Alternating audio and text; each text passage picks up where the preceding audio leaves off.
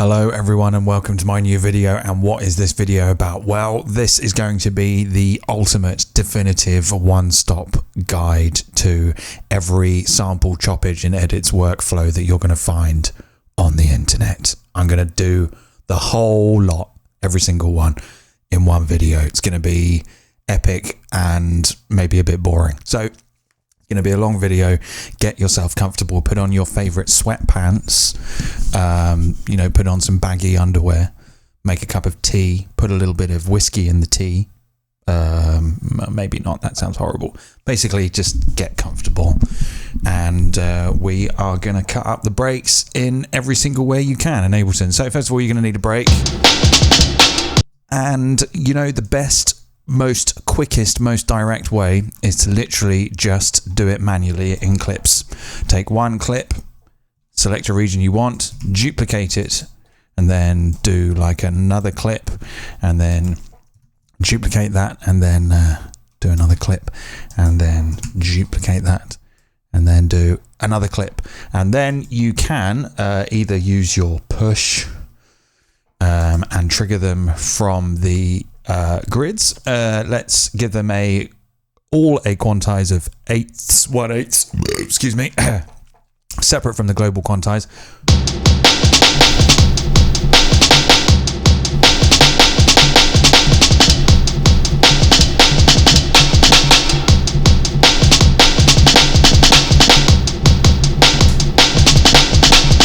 If you don't have a push, you can use your QWERTY keyboard. Hit Apple K or Windows K and just choose some keys. Let's just go Q, W, E, R, and whoops, and now we can use the QWERTY key. Oh, hang on, we got to turn that thing off there, that little yellow keyboard thing. All right.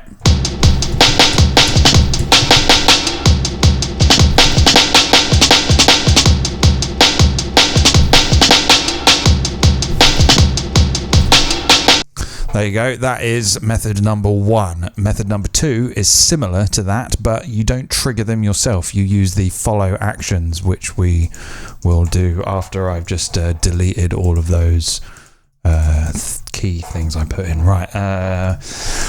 Yeah, follow action. We'll select all the clips that we want to use. We'll go down to follow action here. Let's just turn the quantize back to 1 bar. And we can use the follow action to either play them all one after the other. Maybe like this.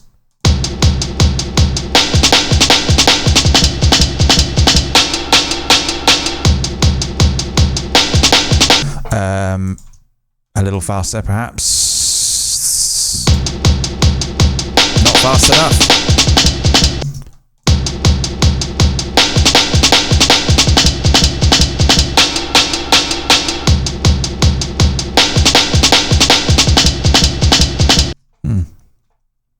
What the fuck?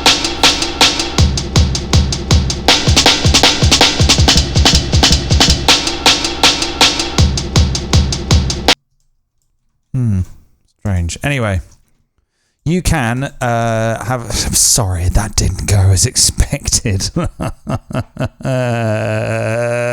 So you can have all these different launch things. You can have them set to other... and they'll just play randomly. Don't know why they're playing them so damn slow. Oh, there we go.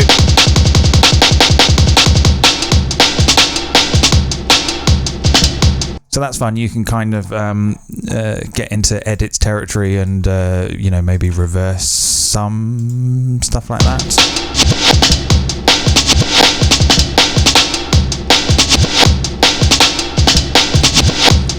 Before launchpads came along, I literally just used to do live sets by putting clips into slots like this and then going to the MIDI thing and just mapping every single key on my QWERTY keyboard. I had like a 4-octave QWERTY keyboard I used to take to gigs.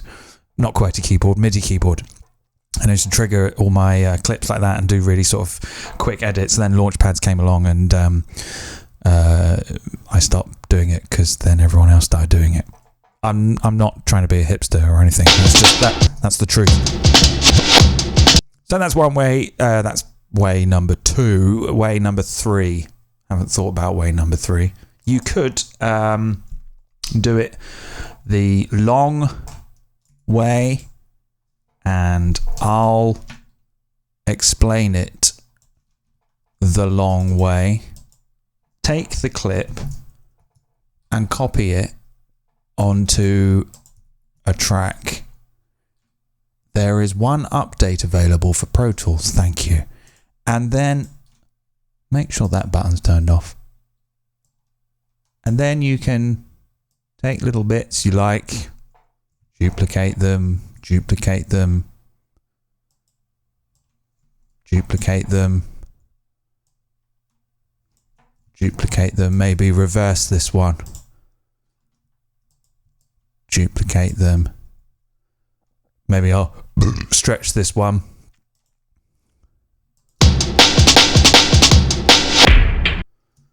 You can do it that way. That's kind of boring, I think. It was. What other ways are there? Let's try doing it the Ableton push way. Now, I don't have my camera set up, but basically when Live 9.0 Push 2 came along, they introduced this fancy new way to do it all from push, which is kind of the way they show you to do it in their videos. And it's kind of cool, but it's not really for me. So you would hit convert, and then I can choose simpler, and then it converts it, and then I can choose all these different slicing options. Slice, and then I can slice via the transient, so I have to go into note mode. Which, that's all right. I actually personally prefer to use beat regions. Let's turn the volume up because that's quiet. So you can play them in via MIDI. Now, when you're working with MIDI, you get a certain degree of precision and flexibility over your sequencing that you don't necessarily get when you do with just clips. So let's do a little workflow comparison there, shall we? Shall we? Shall we? Shall we? Shall we? So if I do what I was doing earlier and just select a few loop regions in a clip that I like, maybe I like to do snares that are a dotted crotchet long.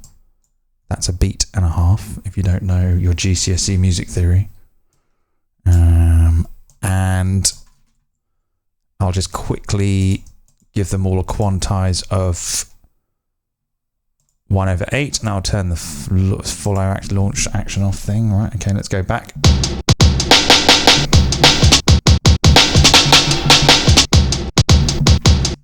You know what? Sometimes my clips do this and go behind beat number 1. That's really irritating.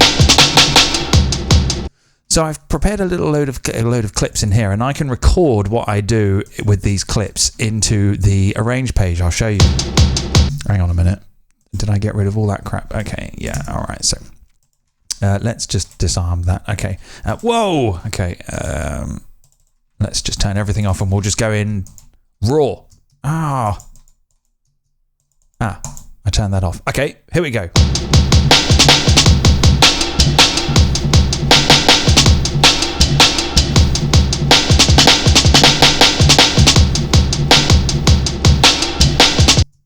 Now, did I just record all that over? Yeah, so I've recorded all of those audio clips over into the arrange page. So I could do like a kind of rough jam, I could play it out, like a rock star, like DJ Hero, and then I could go in and, do some stuff here, like I could reverse that bit, do some like non-destructive editing, I think, and we can play around with the clips, do stuff like that, and that's kind of cool, but actually it doesn't quite possess the precision and flexibility that MIDI offers.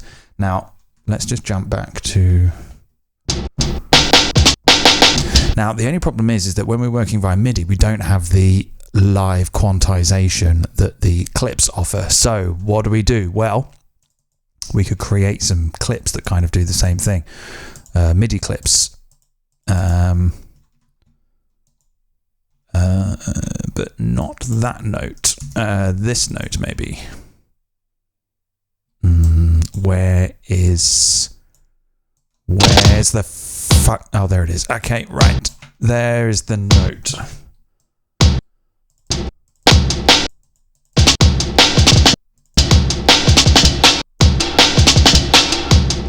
So we could do kind of the same thing we were doing with the clips, the audio clips earlier, but with MIDI clips. We'll just choose our regions that we like, and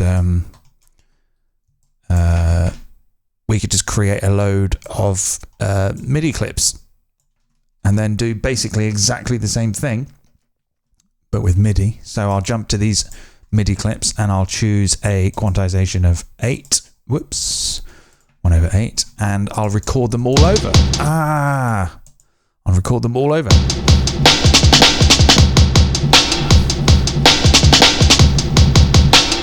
There we go. Let's have a look at that. See, I recorded all that lovely choppage over as MIDI. So now I can kind of go in there, and if I go to this little bit here and I say, hang on, I actually want that one to be there, and that one to be there, and that one to be there, I can do all of that. Oh, I've got to turn that off first, isn't it? Right.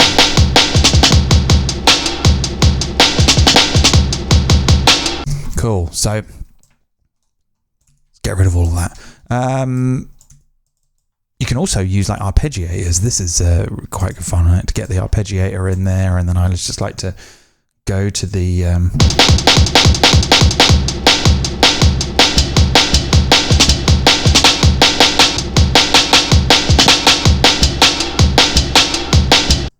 you can turn hold on and just kind of grab. I'm using push. You can't see. Sorry about that. Use your imagination. I'm just pressing some random pads.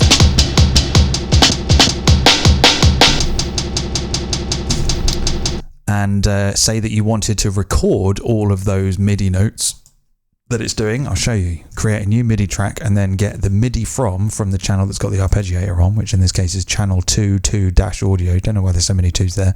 Anyway. I don't know if this will work with the push. This is kind of okay. It will work. And then what we do is we record a new clip on this second MIDI channel whilst playing the MIDI on this channel like this.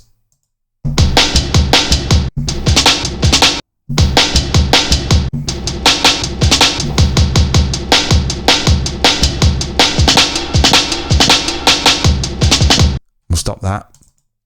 And then look at that, it recorded it all. It recorded all that MIDI in. So now that when we pop that clip back onto this channel and turn the arpeggiator off, we've got all that MIDI we just played.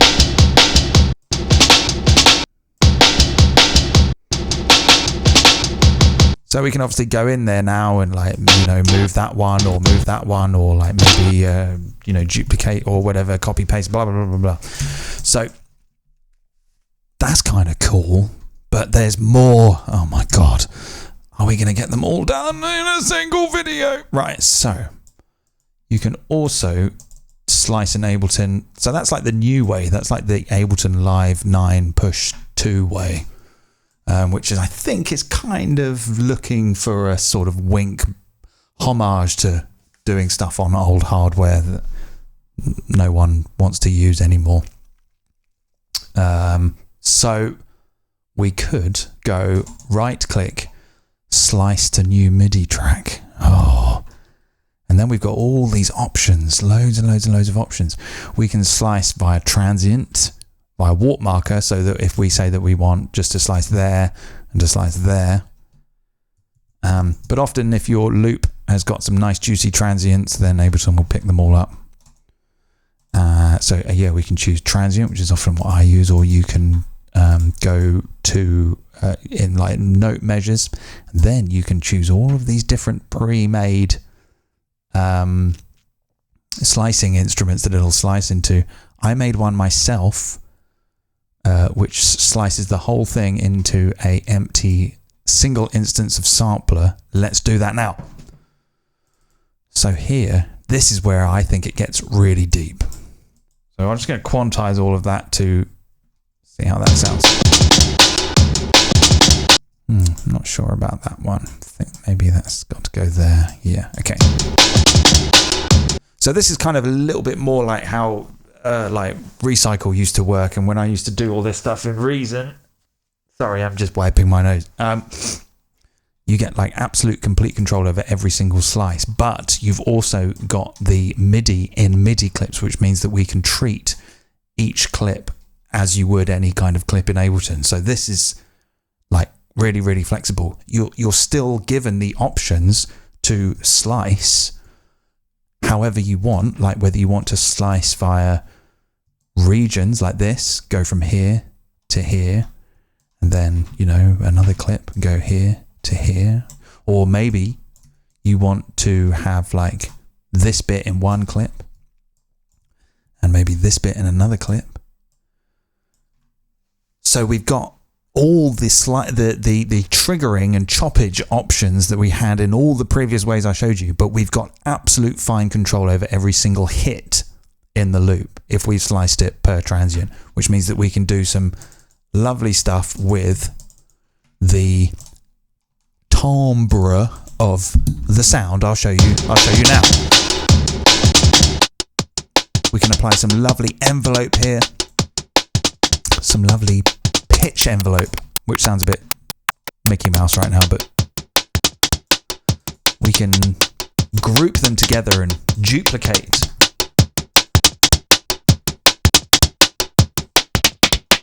And like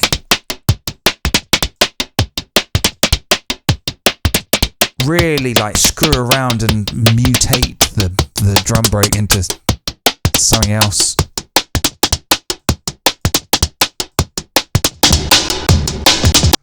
Let's just go into this zone editor here and select all those slices and put them all to ping pong, which means they play forwards then backwards, just on this one.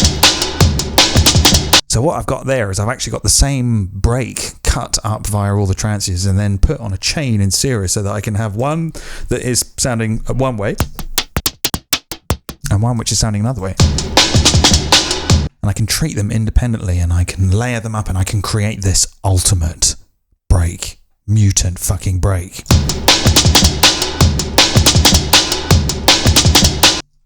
And I have no ideas for that right now. Pitch one down, but keep the kind of Mickey Mouse pitch attack on the top one, but with the down-tuned bottom one.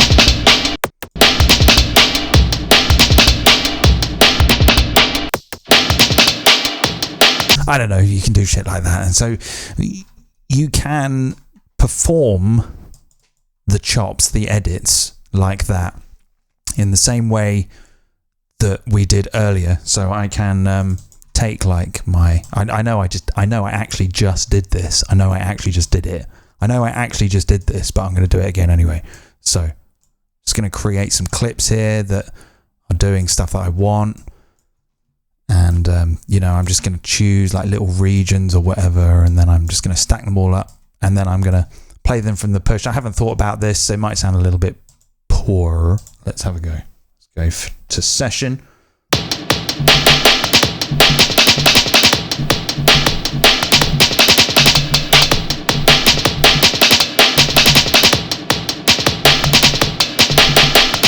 And like we did with the other ones, we can record them all over to the arrange page to make a section of a song.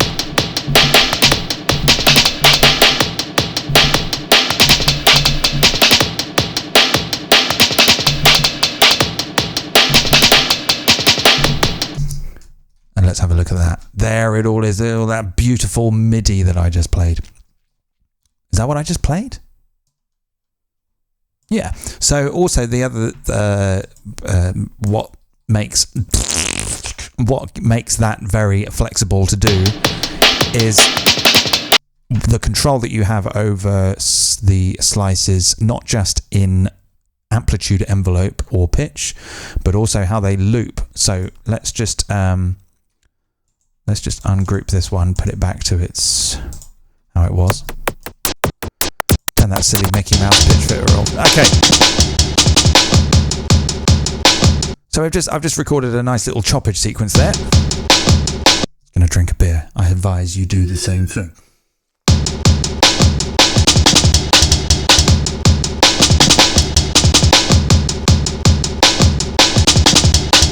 So I can go, if you're into this kind of thing, you might not be into this kind of thing at all. You might be into like, just sort of more chilled out music, or me, I like to just make stuff that no one really wants to listen to. So we've got all these delicious slices here. I'm just going to select them all. I'm going to tell them all to loop. I'm going to tell them all to loop. So even though you won't hear the looping, they are all set to loop. So if I clicked on one slice, you can see here that they are all looping. And this means that I can get really bizarre and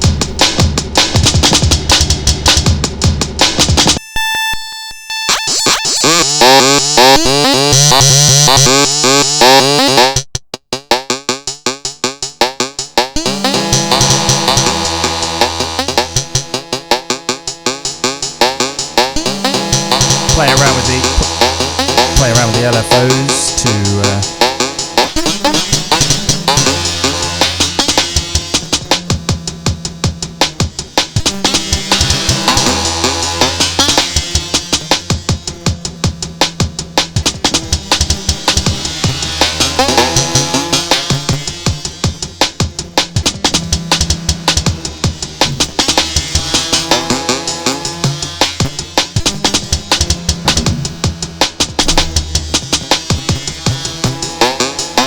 Sorry, I was just getting a little bit lost there. So, okay, let's move on from that. I'm a little bit bored of that approach now. I'm going to put the one that I just showed you there as number 3 on my list of top 2. So the first one that I did was number 2. That was number 3. I will now do number 1. I was considering doing a little fanfare just then with my mouth. I'm not going to. It's time for number 1. So what you want to do is you want to get one of these drum racks. You want to keep the audio clip that you want to chop in the up here, and you just want to go in and you just want to choose where you want your slices to be. It takes a little bit of time, you know. It doesn't have the sort of speed and efficiency that like transient detection does in slicing algorithms and all that shit, but it'll be your way. It'll be your way. What was I just doing? Let's listen to this. Excuse me. Let's try that one. Let's listen to this one. Like a little tick, tick, tick, tick. Okay. So I've created 4 clips there. They've all got their own little loop regions, and I'm just going to hold shift and I'm going to drag them. Am I? No, I'm not. Okay. I'm going to hold shift, go to the drum rack. Oh, there we go. It's doing it. Okay. Then I'm going to... Hang on a minute. It didn't do it just then. Okay. Drag. There we go. So now it's dropped all of those audio clips onto separate drum rack cells. Drum racks are the shit. But why? Why are they the shit? Well, basically because you can just do the most amount of stuff with the final sound, as well as being able to do all the other things that I've just showed you. So really, it's the final stop in terms of where you want to go, I think, for doing this kind of thing. Because I've got one sound in here, but I could group that now, and then I could pour in any other amount of sounds that I wanted. I could drop in, you know, I've got some kick drums here. Could drop in a kick drum here so that every time that I hit this first pad, I also get that kick drum as well. Come on.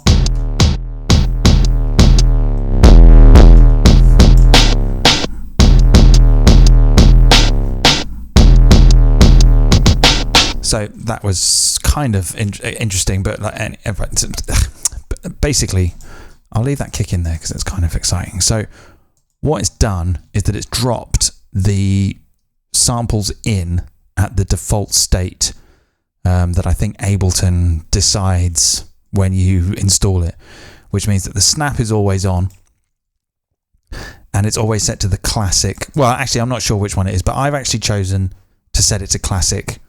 So every time I drop a sample onto a drum rack cell, it'll default to classic. But I'm going to show you how you can set that to your own one if you want If you're not into slicing, or if you want it to go straight to slicing, or you just want classic, I'll show you how to do that. First of all, they've all got snap on. I don't actually want that. So what I can do is turn snap off on one of them, go copy value to siblings, and now it's turned them off on all of them. No, it hasn't. Little shit. Okay, it's done it now. Right. Now, if I turn the release up and copy value to siblings on that, I can just hit it and it'll loop. Do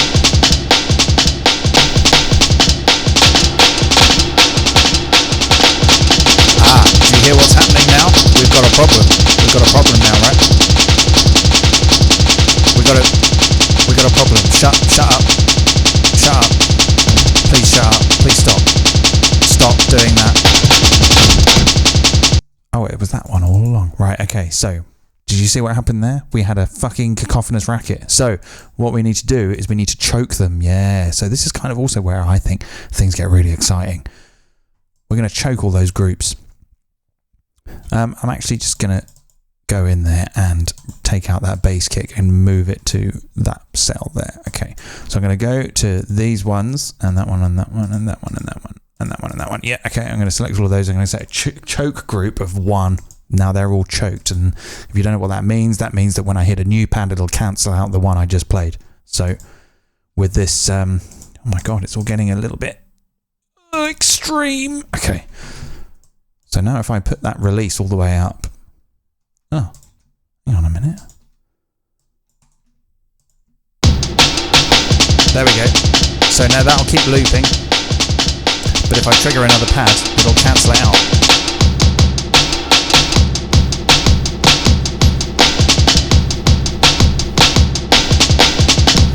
Now, if you're maybe like an MPC 4x4 pad person, you might have a little bit of good timing. You could just hit the metronome and record in something that you like.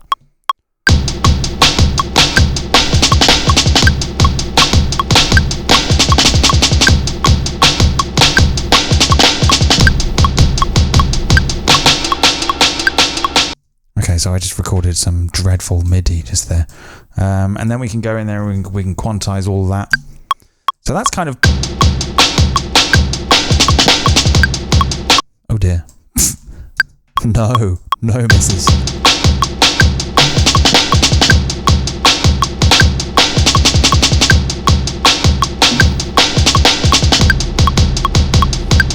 Okay, just as an example. So you can, that's kind of what I would consider to be kind of the old-fashioned way of like slicing everything, putting everything where you want it and playing it in physically. There's a little hack that you can do where you can take this is one of my best trade secrets. What you want to do is get an arpeggiator and get a note length. And I can't quite remember which order they go in. We'll just have to find out. If you set them both to the same time, in this case 1/8, 1/8.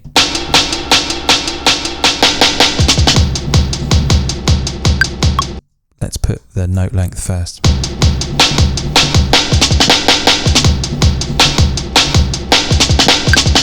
There we go. It acts like a real-time quantizer, like a timing quantizer. So if you put the note length first and the arpeggiator second and set them to both the same rate, then you can, play MIDI and it'll come out in time. And it works with, like instruments too. So if I just copy these two things and drop them on like this electric thing here and set them to both to 16, I can play like... I'm playing that from push.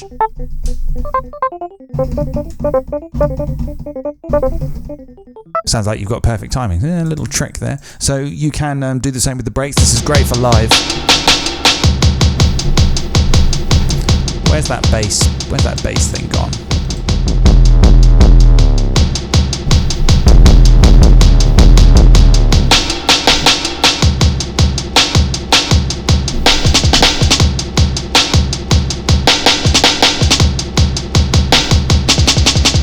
Anyway, so that that's just a little bonus thing. So yeah, so really you've got a ton of amount of flexibility here. You could just keep going and going and going and going. You could group these single instances of simpler into an instrument rack, which is inside the cell of a drum rack. You can just keep going and keep doing all this fucking shit forever until you've filled up all your spaces. Oh yeah, I remember the thing I was going to do. So if you, for example, wanted to have a default happen when you drop a sound into a drum rack cell, what you'd need to do is kind of create an empty one. So if I get an empty drum rack and a simpler and drop it onto, and then I say that I want it to go to one shot, and I want snap off, and I maybe want it, I'll keep it on trigger.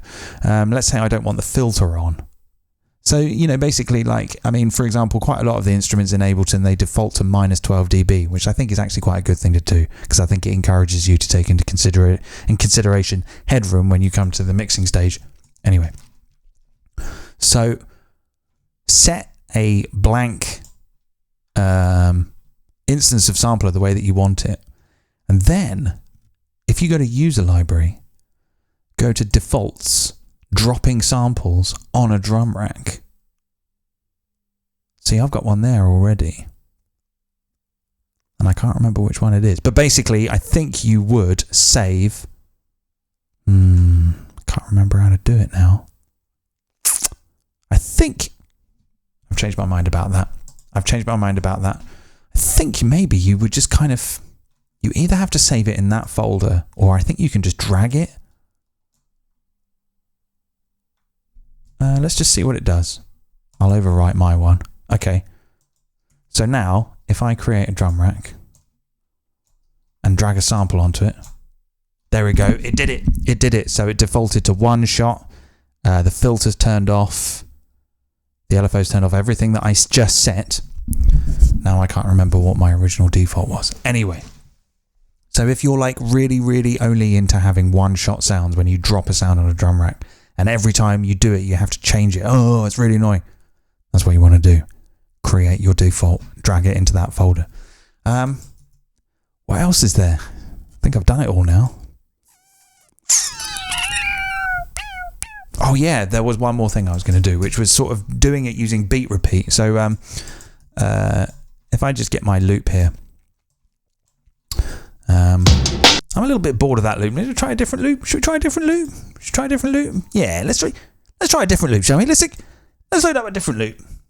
Once my hard drive has woken up. Okay.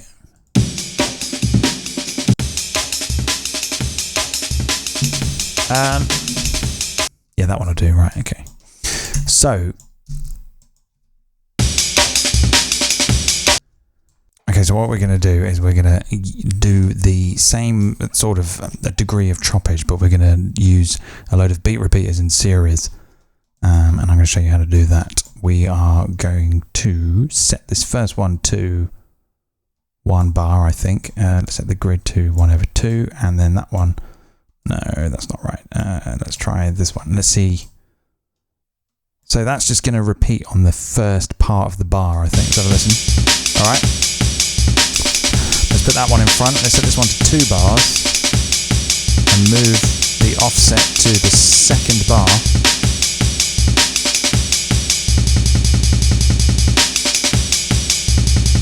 Yeah, that's...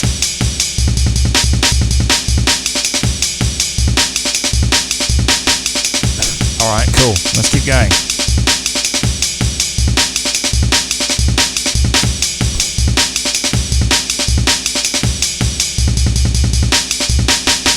Yeah.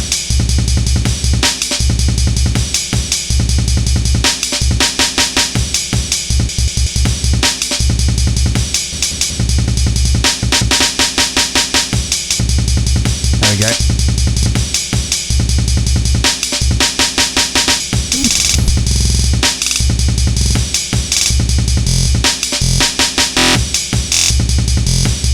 And then you can kind of change the offset for each, the grid value for each part of the offset.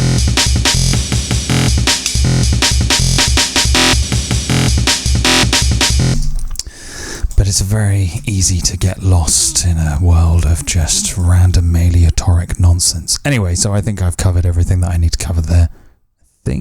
Maybe. Anyway, thanks for watching.